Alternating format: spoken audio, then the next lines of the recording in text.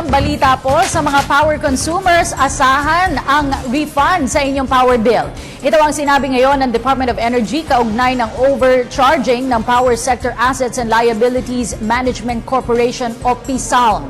Matatanda ang kinwestiyon ni Davao del Sur Representative Mark Cagas ang 9.1 billion pesos overcharging ng PSALM sa Meralco. Nagbabala ang isang network service provider laban sa bagong modus operandi sa mga postpaid at prepaid subscribers. Ayon sa Globe Telecoms, kabilang sa modus ay ang pagtawag sa isang Globe postpaid subscriber ng isang nagpapakilalang Globe customer service at sasabihing may matatanggap itong reward.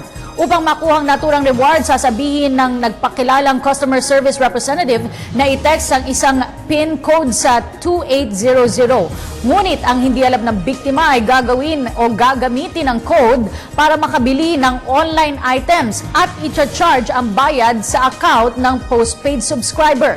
Sa ngayon ay kinakausap na ng naturang telecom company ang naturang online store para imbestigahan ang naturang issue. Sa ngayon ay pinapayuhan na ng kumpanya ang publiko, partikular na ang mga subscribers nito na maging maingat upang hindi maging biktima.